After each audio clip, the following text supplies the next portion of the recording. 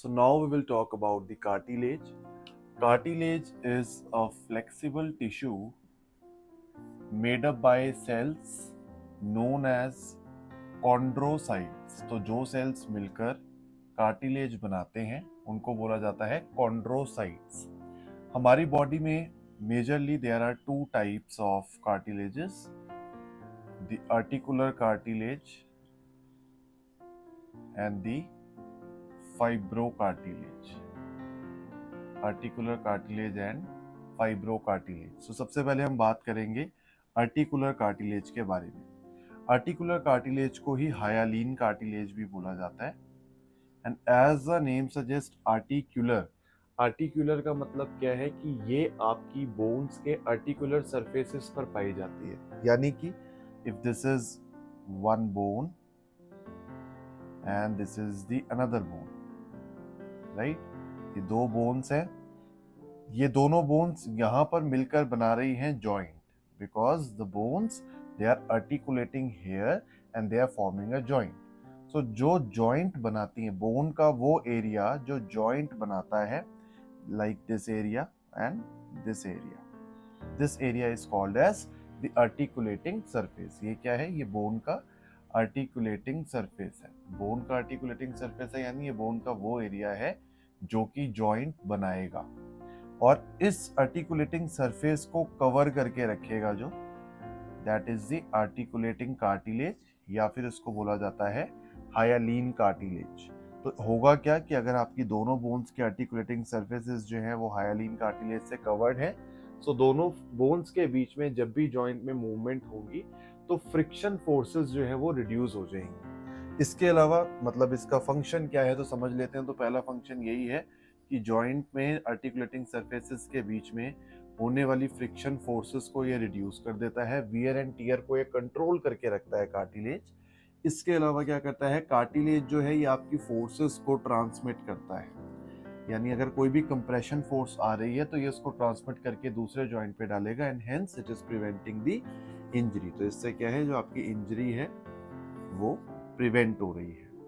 Then the third function is कि ये जो कार्टिलेज है ये अंडरलाइंग बोन को भी प्रोटेक्ट करता है. It protects the underlying bone. Underlying bone को क्या कर रहा है, प्रोटेक्ट कर रहा है, क्योंकि it is just like a cap कि एक बोन ने एक स्ट्रक्चर पर एक एक्स्ट्रा लेयर ले ली. तो अगर एक एक्स्ट्रा लेयर आ गई बोन पे तो obviously the area below this articular cartilage that is called as the underlying bone, it is protected somehow, right?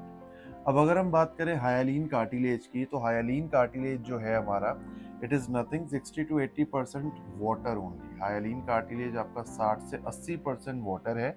इसके अलावा जो इसका सॉलिड मैट्रिक्स है उसके अंदर दो चीजें पाई जाती हैं, that is the proteoglycans and we have collagen. This collagen, इसके पास प्रॉपर्टी होती है स्टिफनेस की एंड स्ट्रेंथ की. And this proteoglycan, it is a hydrating gel substance. It is a hydrating gel substance and दोनों के दोनों आपके कोलेजन एंड प्रोटियोग्लाइकन्स इंटरेक्ट करते हैं and then somehow they prevent the injuries by transmitting the forces, the compression forces which is acting on a joint, by reducing the friction between the articulating surfaces of the joint, and also by providing protection to the underlying bone. Now this hyaline cartilage or any other cartilage, the cartilages they are avascular. avascular means कि इनके पास कोई भी blood supply नहीं होता. There is no blood vessel supplying the cartilage. अब अगर blood vessel नहीं है तो कार्टिलेज को न्यूट्रिशन कौन प्रोवाइड करेगा? So the cartilage they gets its nourishment from the fluid present in the joint. So ये जो कार्टिलेज है ये अपना नरिशमेंट किससे लेते हैं? ये अपना नरिशमेंट उस फ्लूइड से लेते हैं, बेसिकली साइनोवियल फ्लूइड से लेते हैं जो आपके जॉइंट में भरा हुआ होता है. So if this is a joint, let us consider this is the joint capsule and here we have the synovial fluid. तो ये जो आपका कार्टिलेज है ये नरिशमेंट लेगा इस साइनोवियल फ्लूइड के थ्रू, बिकॉज उसके पास अपना कोई ब्लड सप्लाई नहीं है जो उसको नरिशमेंट प्रोवाइड करे। Then the next thing is कि कार्टिलेज के पास नर्व सप्लाई भी नहीं है, कार्टिलेज के पास कोई नर्व सप्लाई भी नहीं होता। Now we will talk about the fibrocartilage which is the another type of cartilage present in our body.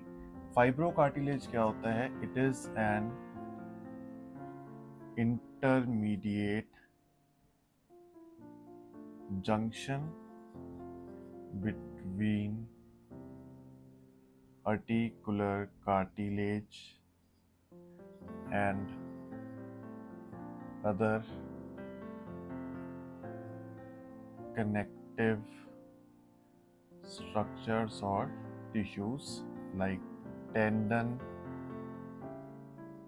ligament etc. तो अगर ये आपका आर्टिकुलेटिंग कार्टिलेज है, यहाँ पे किसी भी लिगामेंट ने जुड़ना है, लेट अस कंसीडर ये एक लिगामेंट है या ये एक टेंडन है, इस टेंडन ने इससे जुड़ना है, तो ये टेंडन इस आर्टिकुलेटिंग कार्टिलेज से फाइब्रो कार्टिलेज के थ्रू जुड़ेगा। तो ये फाइब्रो कार्टिलेज जो है ये एक ब्रिज की तरह काम कर रहा है कि किसी भी स्ट्रक्चर ने अगर आपके आर्टिकुलर कार्टिलेज से जुड़ना है तो उसको पहले फाइब्रो कार्टिलेज से जुड़ना पड़ेगा, एंड देन ये फाइब्रो कार्टिलेज आगे जाकर आपके आर्टिकुलर कार्टिलेज से जुड़ेगा। ये फाइब्रो कार्टिलेज को ही हम डिस्क भी कहते हैं, और meniscus is nothing but the fibro cartilage. तो जो हम सुनते हैं मेनिस्कल टीयर हुआ या there is medial meniscus of the knee, lateral meniscus of the knee, so meniscus is nothing, meniscus is the fibro cartilage. Fibro cartilage को ही meniscus बोला गया है। अब ये फाइब्रो कार्टिलेज हमारी बॉडी में कहाँ कहाँ पाया जाता है? ये फाइब्रो कार्टिलेज बॉडी में वहाँ पाया जाता है जहाँ पर टेंसाइल स्ट्रेंथ की ज्यादा जरूरत होती है। What is tensile strength? Tensile strength का मतलब कि अगर हम किसी भी चीज को पुल करें, स्ट्रेच करें, तो वो कितना मैक्सिमम लोड्स ले सकती है विदाउट ब्रेकिंग इट डाउन या विदाउट फ्रैक्चर। किसी भी चीज को हम खींच रहे हैं वो बिना टूटे कितना मैक्सिमम लोड ले सकती है, that this is called as tensile strength. For example if we have a rubber band, हम एक रबर बैंड को खींच रहे हैं, वो इतनी मैक्सिमम इतनी खींच गई, इससे ज्यादा खींचेंगे तो वो टूट जाएगी, तो वो उसकी टेंसाइल स्ट्रेंथ है कि मैक्सिमम लोड बिना टूटे ये इतना ले सकती है। फाइब्रो कार्टिलेज इज नीडेड उन जगहों पर बॉडी में जहां पर आपको गुड टेंसाइल स्ट्रेंथ चाहिए, जहां पे आपको चाहिए कि एबिलिटी ज्यादा हो हाई प्रेशर्स को विथस्टैंड करने की। Again there is no nerve supply, it is avascular, no blood supply, so it will take nourishment from the synovial fluid present in the joint, and there is no nerve supply। तो अगर किसी को meniscal tear है तो वो pen लेकर आता है कि I have pain in my knee because I have meniscal tear, it was diagnosed in the MRI report, मैंने पढ़ लिया कि वहाँ मेनिस्कल टीयर है, that is why I am having pain. So this is a wrong statement. meniscus is a fibrocartilage, and we know that fibrocartilage, they do not contain nerve supply, and if there is no nerve supply then how can we sense pain, right? Pain is a sensation, so we cannot sense the pain as there is no nerve supply in the cartilage। so pain क्यों हुआ meniscal injury में? because of the peripheral attachments। तो जितनी भी आपकी नी के आसपास वाली अटैचमेंट्स हैं उनकी जो मैकेनिक्स है वो बिगड़ जाएगी due to injury in the meniscus और due to injury in the fibrocartilage. So fibrocartilage में अगर इंजरी होती है, अगर यहाँ इंजरी होगी तो जो चीज आकर अटैच हो रही है इसके वो भी तो हैम्पर होगी, उसका फंक्शन भी हैम्पर होगा, ठीक है।